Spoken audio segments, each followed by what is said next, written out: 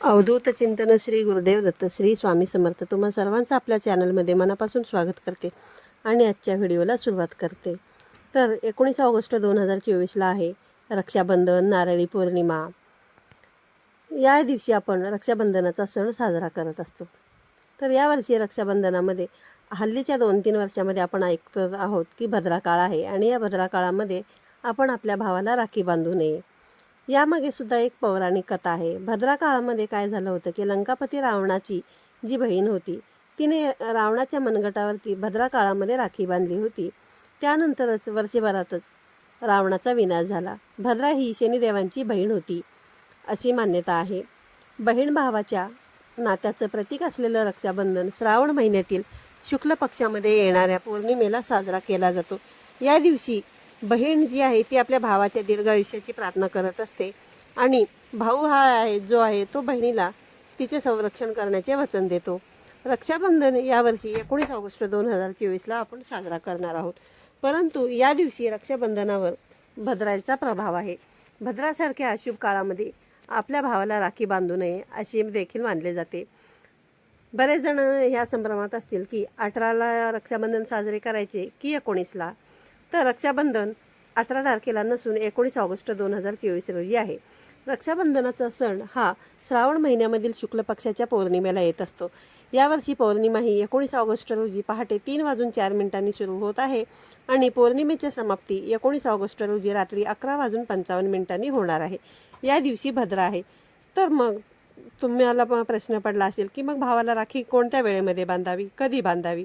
तर ज्योतिषशास्त्रानुसार 19 ऑगस्ट 2024 रोजी रक्षाबंधनाला 19 ऑगस्ट रोजी आपण साजरी करणार आहोत. या दिवशी भद्रा काल जो आहे तो पहाटे 5:32 सुरू होणार आहे आणि पहाटे 1:31 तो असणार आहे.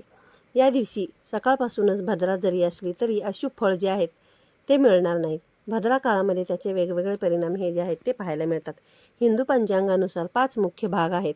यामध्ये प्रथम तिथी, नक्षत्र, वार, योग आणि करण. यामध्ये करण तिथीचा अर्धा मानला जातो. यामध्ये एकूण 11 करण आहेत. यापैकी 7 जे आहेत ते स्थिर चल आहेत आणि 4 स्थिर आहेत. 7व्या करण्याचे नाव वष्टी किंवा भद्रा आहे. भद्रा नेहमी 4 परिस्थितींचा विचार करते. पहिल्यास स्वर्गात किंवा पाताळात, नंतर प्रतिकूल काळामधील भद्रा जी आहे ती मध्यान्ह भद्रा आणि भद्राच्या शेवटचा काळ असतो. तर या 4 ही परिस्थिती भद्राचे शुभ किंवा अशुभ परिणाम जे आहेत ते आपण शोधण्यासाठी त्यांचा वापर करू शकतो. भद्रा कधी आणि कुठे हे चंद्राच्या संक्रमणावरून कळत असते. भद्रा काळामध्ये जेव्हा चंद्र मेष, वृषभ, मिथुन आणि वृश्चिक राशीत असतो तेव्हा भद्रा स्वर्गामध्ये वास करते असे म्हटले जाते. पण जेव्हा भद्रा चंद्र कन्या, तूळ, धनु आणि मकर राशीमध्ये असते तेव्हा भद्रा जी आहे ती पाताळात असते असे म्हटले जाते. आणि जेव्हा चंद्र कर्क, सिंह, कुंभ आणि मीन राशीमध्ये असतो तेव्हा भद्रा जी आहे ती मृत्यूलोकात म्हणजेच पृथ्वीवरती वास करते. त्यामुळे ती अशुभ परिणाम आपल्याला देत असते. पृथ्वीवर भद्राची उपस्थिती ही जी आहे ती अशुभ मानली जाते. भद्रा स्वर्ग आणि नरकात असताना शुभ मानले जाते. जेव्हा चंद्र मेष, वृषभ, मिथुन, कन्या, तूळ, वृश्चिक, धनु आणि मकर राशीत असेल तेव्हा भद्रा काळामध्ये भद्रा जी आहे ते स्वर्ग किंवा नरकात असेल. त्यावेळी शुभ कार्यासाठी कोणतंही तुम्ही करत असाल तर ते शुभ मानलं जातं.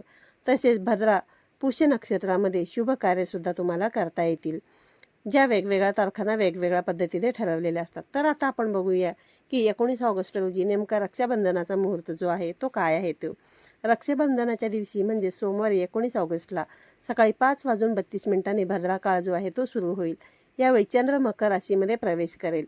19 ऑगस्टला रात्री 7 वाजेपर्यंत चंद्र मकर राशीमध्येच राहील.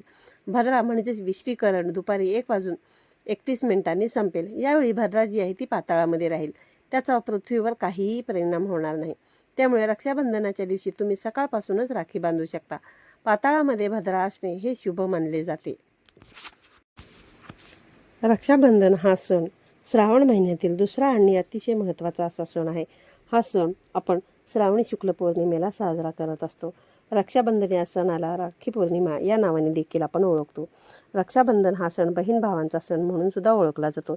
या दिवशी बहीण जी आहे ती भावाला राखी बांधते. हा सण भाऊ बहिणींचे स्नेह, प्रेम आणि उत्सव अशा संमिश्र भावनांचा आहे. देशभरामध्ये हा सण वेगवेगळ्या नावाने ओळखला जातो. पश्चिम भारतामध्ये हा सण जो आहे तो नारळी पौर्णिमा तर उत्तर भारतामध्ये कजरी पौर्णिमा या नावाने हा सण ओळखला जातो. श्रावण महिन्यातील दुसरा आणि महत्त्वाचा सण जो आहे तो रक्षाबंधन. जसं मी तुम्हाला व्हिडिओच्या सुरुवातीला सांगितलं, हा सण जो आहे तो श्रावणी शुक्ल पौर्णिमेला आपण साजरा करत असतो. रक्षाबंधन या सणाला राखी पौर्णिमासुद्धा म्हणतात, हे मी तुम्हाला सांगितलंच आहे. भारतीय परंपरेमधील अनेक वर्षापासून सुरू असलेला रक्षाबंधन हा सण महत्त्वाचा म्हणून ओळखला जातो. पौराणिक कथेनुसार महाभारतामध्ये अशा अनेक घटना घडलेल्या आहेत ज्या प्रेरणादायी मानल्या जातात. महाभारतामध्ये जेव्हा भगवान श्रीकृष्णाने सुदर्शन चक्राने शिशुपालचा वध केला, त्यावेळी सुदर्शन चक्र पुन्हा परतताना श्रीकृष्णाचे मनगट जे आहे ते चिरले गेले होते. त्यावेळी द्रौपदीने तिची साडी फाडली आणि श्रीकृष्णाच्या मनगटावर बांधली. त्यावेळी श्रीकृष्णाने तिचे रक्षण करण्याचे तिला वचन दिले. तेव्हापासून बहीण भावाचे नाते अधिक घट्ट होत गेले.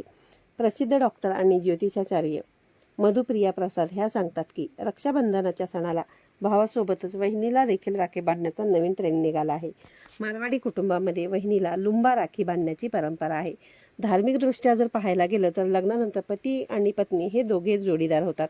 प्रत्येक शुभकार्यामध्ये, यज्ञ किंवा पूजेमध्ये बसताना, घराची जबाबदारी पार पाडताना सगळ्यात पतीची अर्धांगिनी होत असते.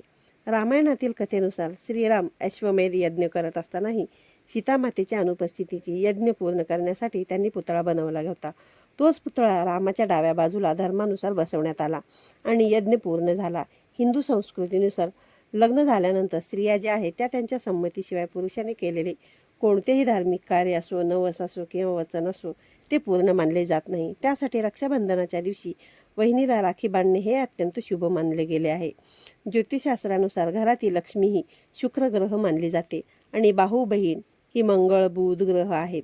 मंगळ ग्रहाला लाल रंगाचे रक्षासूत्र बांधल्याने धैर्य आणि शक्ती वाढते. तसेच पिवळ्या रंगाची राखी आदर, सौंदर्य आणि यश देते. तपकिरी रंगाची राखी सूर्यप्रकाशाचे कारण मानली जाते. हा रंग वडिलांचे प्रेम आणि आशीर्वाद व्यक्त करण्यासाठी असतो. त्यामुळे मोठ्या भावाला या रंगाची राखी बांधावी. वहिनीला गुलाबी रंगाची राखी बांधल्याने बुध आणि शुक्र यांच्यामधील जे संबंध आहेत ते चांगले होतात. तसेच घरामध्ये सुख, शांती, समृद्धी येण्यास सुद्धा मदत होते.